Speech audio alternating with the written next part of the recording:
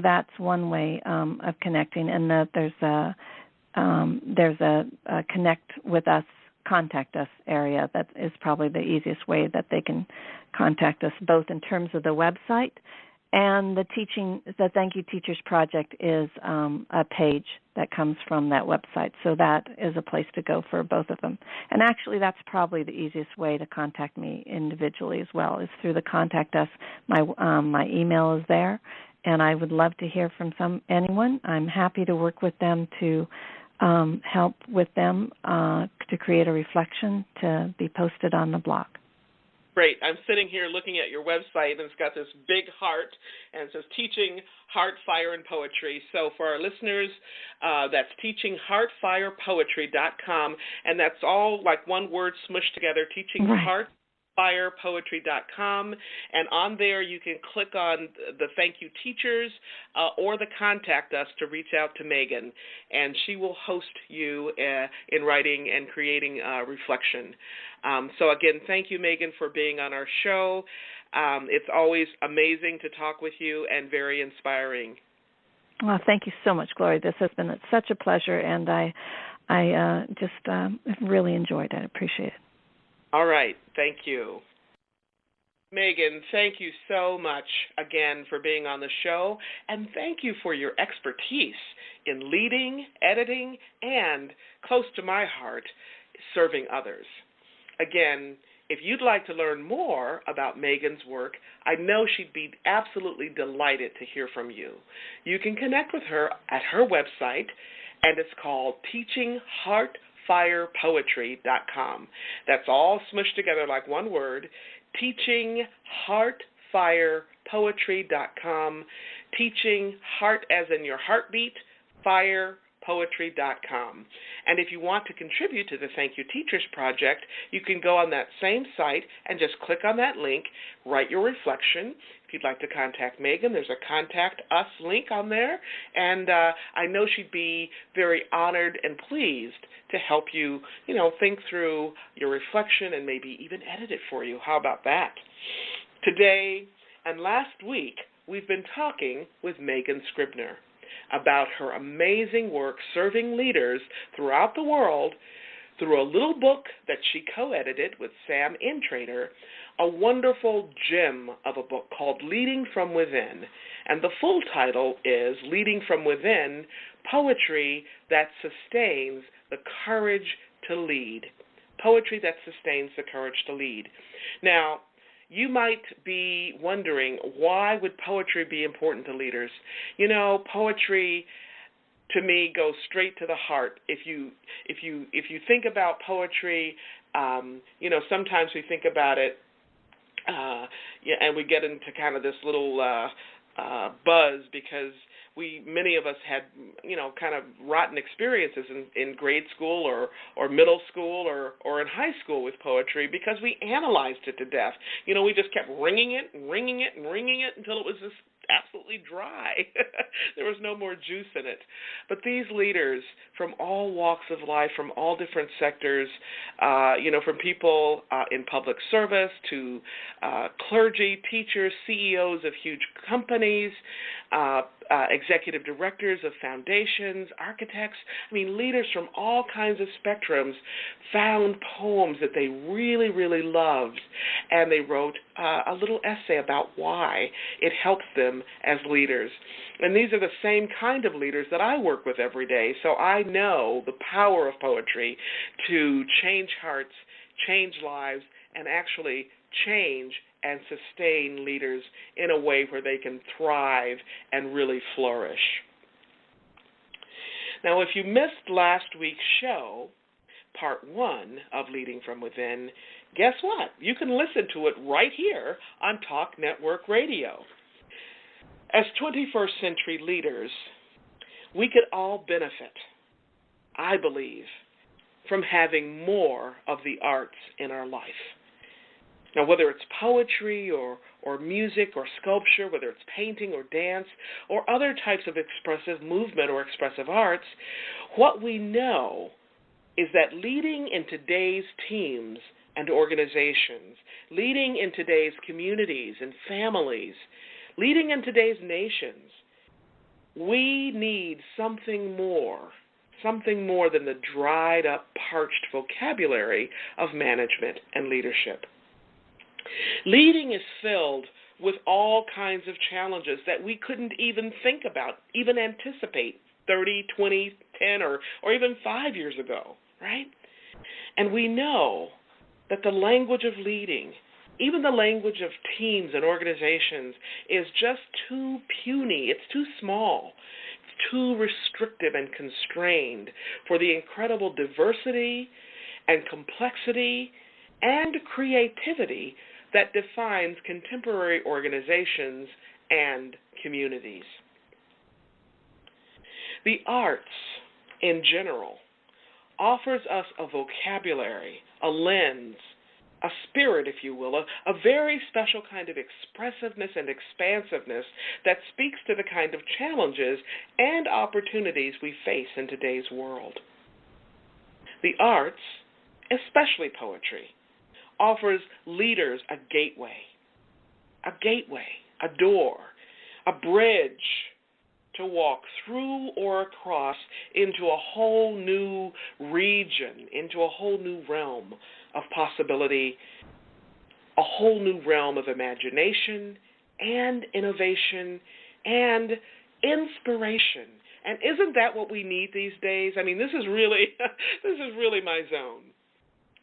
We all want our leaders to be inspiring, don't we? I mean, we're like that proverbial moth drawn to the fire, drawn to a flame, right? So we're naturally drawn to people who inspire us.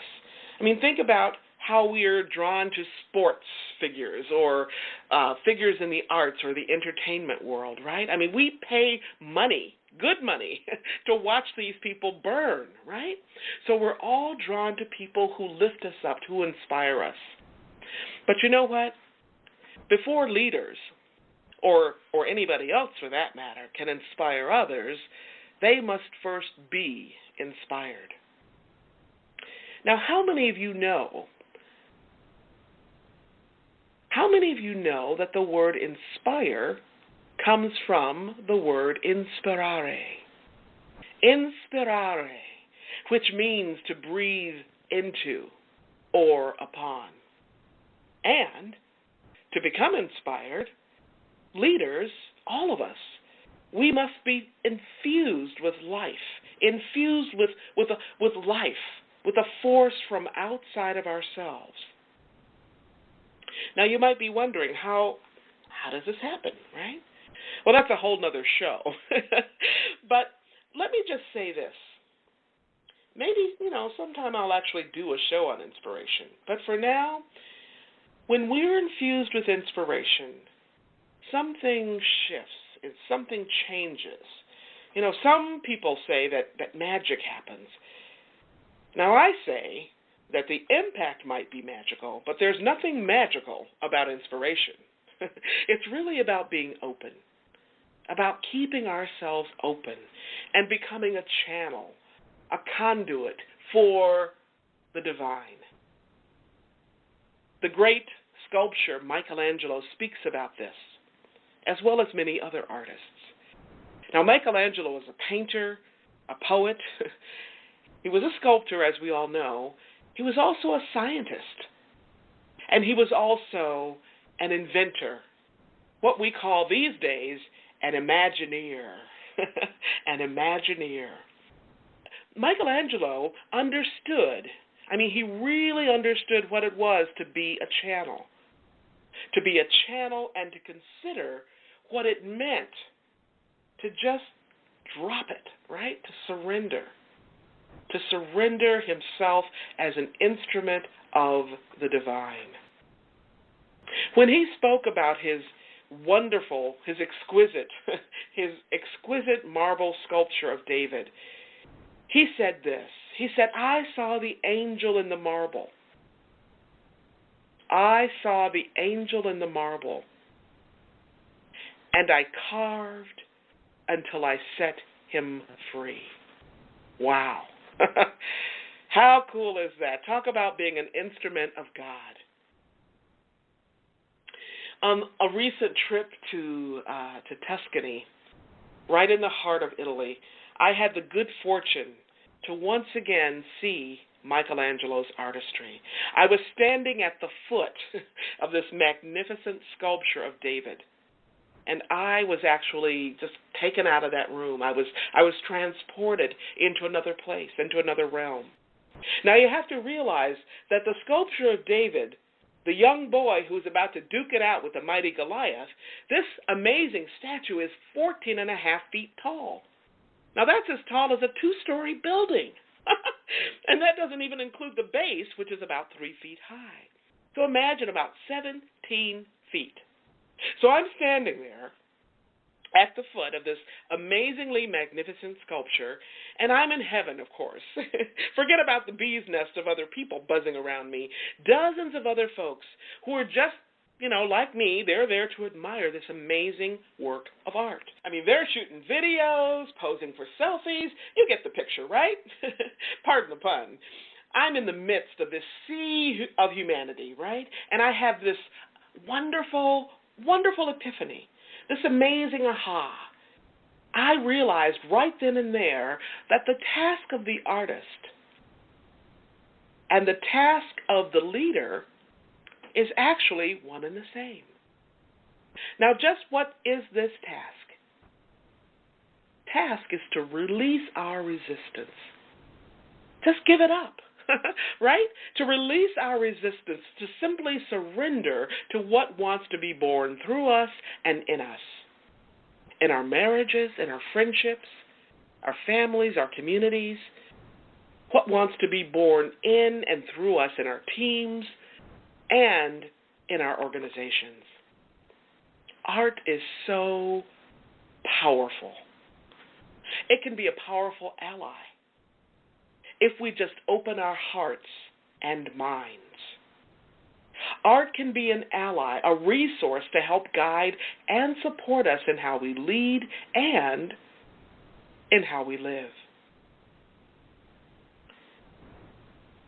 Now, if you missed last week's show or any part of this week's broadcast, you can listen to the recording at your convenience. You can even listen to it on the go. Whee! How about that? Yay! You can check it out at www.talknetworkradio.com/Legacy Living. That's my archives page. So if you missed it last week or this week or any other show that's coming up, you can listen to it anytime on the go, 365, 24/7. You can listen to it over and over again if you'd like. And just check it out on www.talknetworkradio.com/Legacy Living.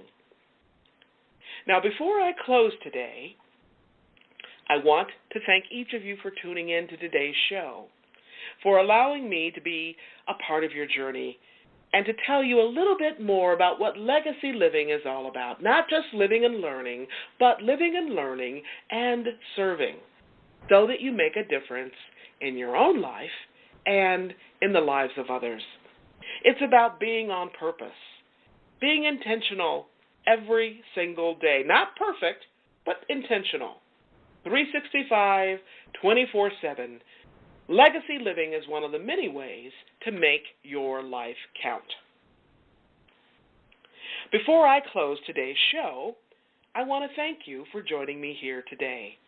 I'm your host, Dr. Gloria Burgess, and this has been Legacy Living, Make Your Life Count. Please join me again next week right here on Talk Network Radio for another show of Legacy Living, Make Your Life Count. We're here again next Wednesday, 10 a.m., right here, Talk Network Radio. Don't just count the days in your life. Make the days in your life count. That's what legacy living is all about. Have a fantastic day. And remember, make the days in your life count. God bless.